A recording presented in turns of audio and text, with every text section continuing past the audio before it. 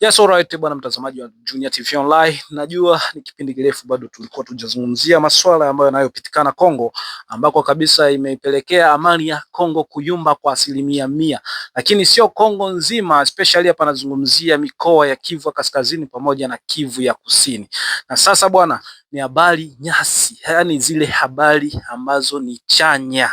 Tunakwenda kukupea kupitia mic za Junior TV Online, ili na wewe uweze kuwa updated na habari zinazoendelea huko Kongo. Kwanza kabisa tarehe 11 ambayo ilikuwa ni siku ya Alhamis, I think siku ya Alhamis, mji wa Uvira ulitekwa na wahasi wanaotambulika kwa jina la M23. Aidha wameungana na kundi lingine la kijasusi, naweza kuita hivyo, la AFC. Hao ni watu ambao waliteka mji wa Uvira, na katika kutekwa kwa mji wa Uvira ilionyesha wasiwasi kwa vijiji vingine ambavyo vipo kando kando, lakini pia wasiwasi hiyo ilienda mbali kufikia mpaka mji wa Bujumbura ambao upo karibu kabisa na umepakana karibu sana na mji wa Uvira. Na katika kutekwa kwa mji wa Uvira, waasi hao wa M23 ambao wanadai wanapambania amani, hao walijaribu kuwasii wakahaji wa Uvira waondoe wasiwasi kwamba watu wazuru. Nimekuwekea video clip hapo ambapo nimekuwekea, unaweza kuangalia na ukasikia mwenyewe kwa neno lako ambalo Willy huyu anaitwa Willy Ngoma, msemaji mkuu wa M23 akiongea na raia wa Uvira. Na malalamiko yao tulisikia mara mingi, mateso walikuwa nayo hapa wakisumbuliwa na jeshi la Kongo na wazalendo, hata pia jeshi la kigeni kama Burundi. Na waza kwa siku ya leo wamekombolewa, mateso hayo yamekwisha, yamemalizwa na chama cha M23 AFC, na hivyo wamekombolewa. Tunawaomba wafanye kazi zao kama kawaida bila tatizo yote, watembee sawa wanataka na wajisikie huru kwamba wamekombolewa.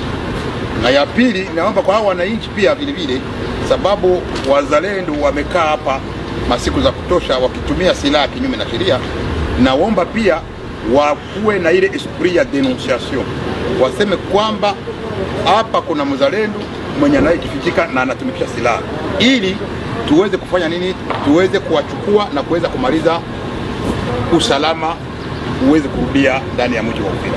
Ndio hiyo tu, naomba wananchi wajitoe, kwa sababu usalama ama security ni contribution ya watu wote. So kwa hiyo ninaomba wajitoe wa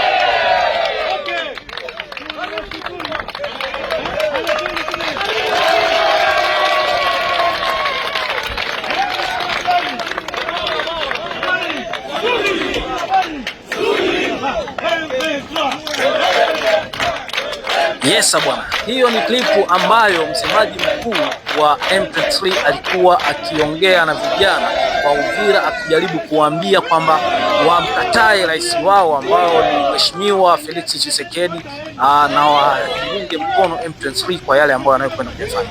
Lakini ukiachana na hayo, kuna wadau mbalimbali ambao tumewasiliana nao kupitia njia za simu, wametujuza hali inavyoendelea Uvira. Mpaka sasa kuna mdau amedai kwamba hali Uvira ipo shwari, kwamba watu hawajaanza kusumbua, lakini pia wamehimizwa vijana wote kutokuwa na nywele. Ina maana hayo ni masharti magumu ambayo amewekewa. ukitaka kuishi vizuri kwenye mji wa Uvira, moja, masharti magumu ambayo amewekewa. Kila kijana hatakiwi kuwa na nywele kichwani. Ikiwa wewe ni star, ni kijana gani, hautakiwi kuwa na vile vitu vya brand, unataka kuweka dread, mambo kama na hayo hayatakiwi uonekane nayo kama unataka kuishi na amani kwenye mji wa Uvira. Lakini swala la pili, inatakiwa ufuate maelekezo ya kile wanachokitaka. Ina maana kwamba wewe unatakiwa ufuate uongozo wao ule wanaotaka. Akikwambia bwana leo usile mchana, lazima usile mchana. Ukila mchana basi itakula kwako. Swala la tatu, kila kuamka, yani utakapoamka inabidi uamke saa moja, yani mizunguko yote ianze saa moja asubuhi na kuisha saa moja usiku. Tofauti na hapo, wewe ukikutwa basi utakuwa uitaki afya yako mazuri. Ina maana kwamba kuamka ni saa moja asubuhi, kufunga activity zote, kufunga ziara zote ni saa moja jioni pia. Lakini pia kuna swala la salongo. Hii hapa kabisa wanaipigia mkono. Kila Jumamosi, aidha siku itakayoitwa, hautakiwi kuchelewa kwenda kufanya kazi za umma. Ndio wanaita salongo. Kazi za umma, kusafisha barabara, lakini pia kusafisha mitaa iliyochafuka. Hayo ni mojawapo ya masharti ambayo M23 imetoa kwa vijana wa Uvira ili waweze kuishi nao vizuri.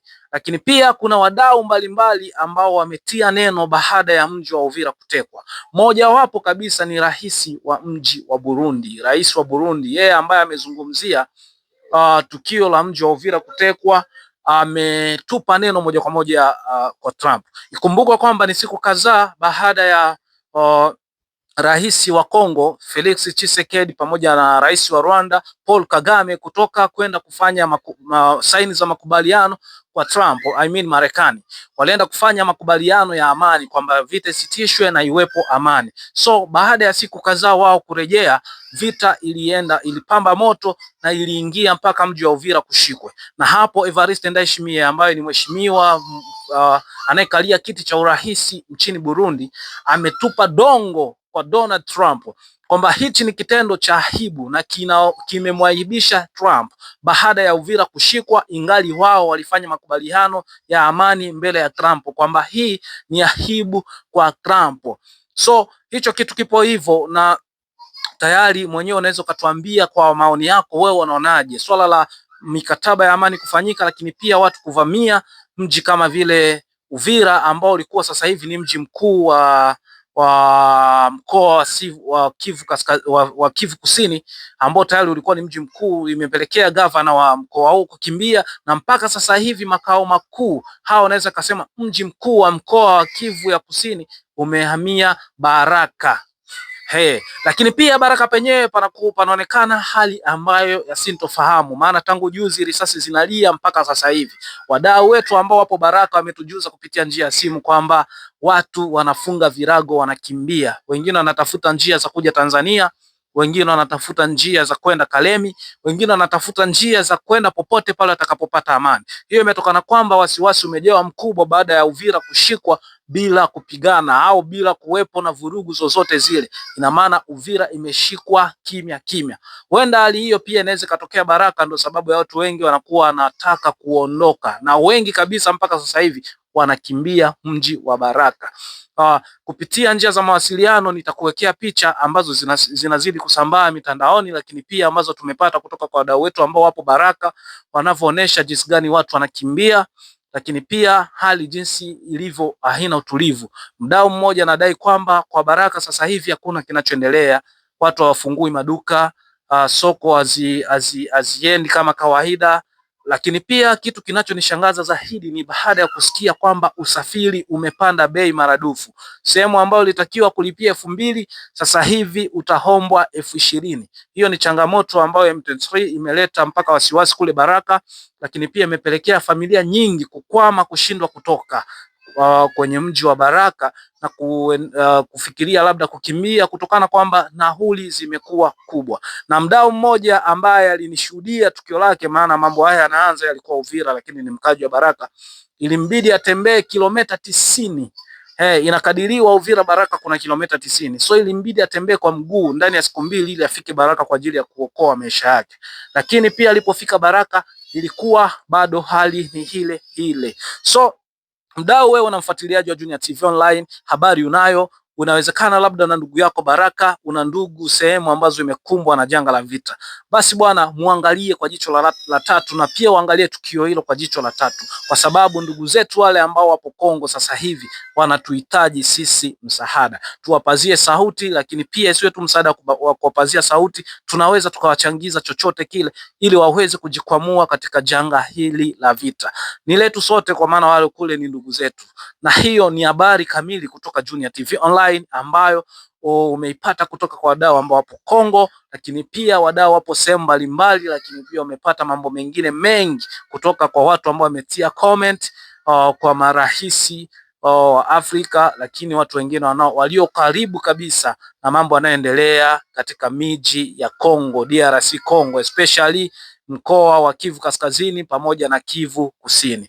Na mimi ni Adani ambaye nimekuletea habari hii kupitia mic za Junior TV Online, na ambaye atakusaidia mambo mengine bwana we, ambaye amefanya mambo mengine ya clear kama vile